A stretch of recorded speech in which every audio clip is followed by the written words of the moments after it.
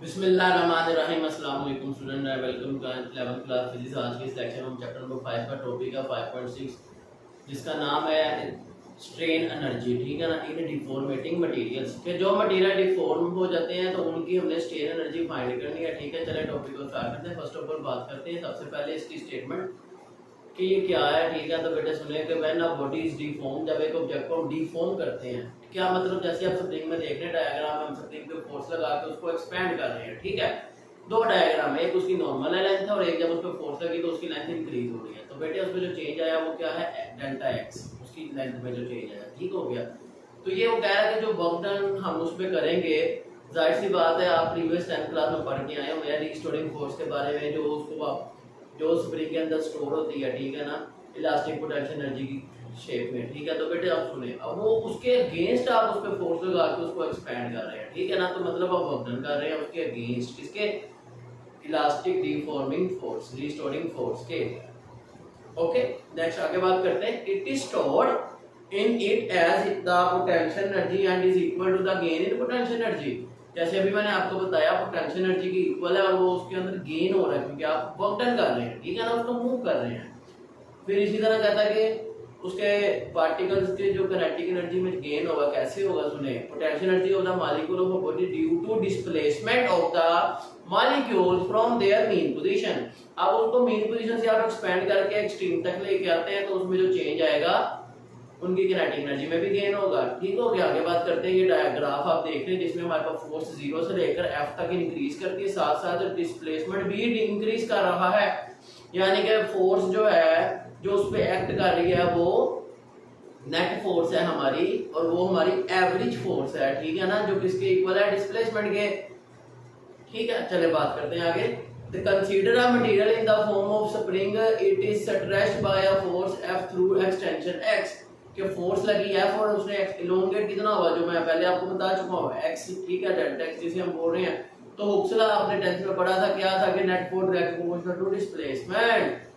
क्या, अब डिस्प्लेसमेंट को इन्होंने एक्सटेंशन बोला है। ठीक है, कहा है सिंबल x ही है। ठीक है ना, extension is the direct proportional to the stretching force within elastic limit. Okay जी, हाँ जी। तो इसी तरह बेटे आगे बात करते हैं। कहता है therefore the force increases the uniformly from 0 to F। Graph में हम देख सकते हैं 0 से F तक इंक्रीज हुई है फोर्स। ओके, तो एवरेज फोर्स क्या हुई, पहले फोर्स 0 थी, बाद में F हो गई, और तो एवरेज लेंगे डिवाइडेड बाय 2, तो ये आएगी 1/2F। ठीक है बेटे, आगे बात करते हैं इसकी एक्सप्लेनेशन की। The work done will be, work done किसके इक्वल है, आपने पढ़ा हुआ है, फोर्स इनटू डिस्प्लेसमेंट, जो जिसको हम डिस्टेंस बोलते हैं, in the direction of force. जी तो बेटे सुनेंगे, फार्मूला हमारा बन जाएगा work done is equal to average force into distance. ठीक, अब पहले एवरेज फोर्स हम पहले फाइंड कर चुके हैं, जो क्या है 1/2F है, और डिस्टेंस हमें पता है डेल्टा x है। तो इस तरह ये वर्क डन हमारा बन गया 1/2F इनटू डेल्टा x।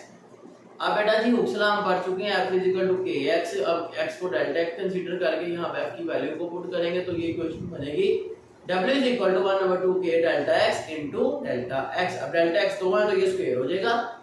तो इस तरह ये हमने एरिया फाइंड किया, वो ग्राफ था जो OPQ जिसका ट्रायंगल बना था। ठीक है, हाँ जी।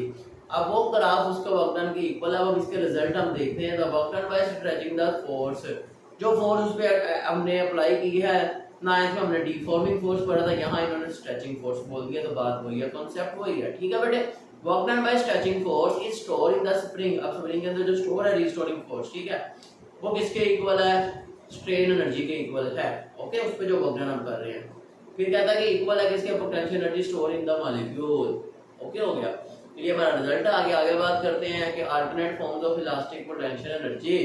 अब इलास्टिक पोटेंशियल एनर्जी किस में कन्वर्ट होगी, किसके इक्वल है, ये पढ़ना है हमने। तो हमने क्या कंसीडर किया, वो जो ग्राफ हमने पढ़ा है कि ए उसका एरिया क्रॉस सेक्शन है किसका, स्प्रिंग का, और उसकी लेंथ L थी ओरिजिनल, जिसको हमने एक्सपेंड करके डेल्टा L लिख दिया था। ओके, तो वॉल्यूम उसका क्या कहलाएगा, आपको पता है वॉल्यूम होता है एरिया इनटू लेंथ। ओके, तो ये बना AL वॉल्यूम हमारा। तो इस तरह बेटे स्ट्रेन एनर्जी की डेफिनेशन है क्या, कि amount of energy store per unit volume is called strain energy.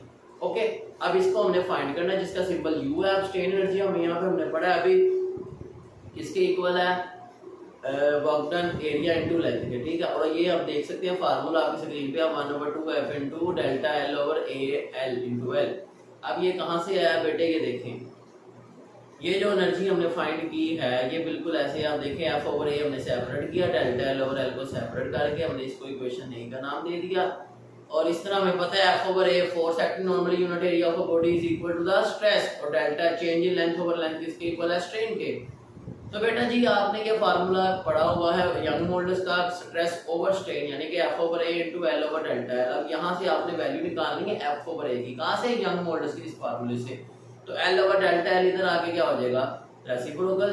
तो ये देखें एफ ओवर ए की वैल्यू आ गई Y into delta L over L. अब इस वैल्यू को आप ऊपर पुट कर देंगे एफ ओवर ए की जगह पे इक्वेशन ए में, तो बनेगी u is equal to 1/2 y into delta L over L, और डेल्टा एल ओवर एल एक पहले मौजूद है। तो बेटा देखिए ये डेल्टा एल ओवर एल 2 हो गए तो ये बन जाएगा स्क्वायर, और इस तरह हमने ये फाइंड कर ली energy store in the spring when it is compressed. Okay, तो ये था हमारा बहुत ज्यादा इंपॉर्टेंट लॉन्ग क्वेश्चन। ठीक है बेटे, हाँ जी, इसको अच्छे से आपने प्रिपेयर करना है।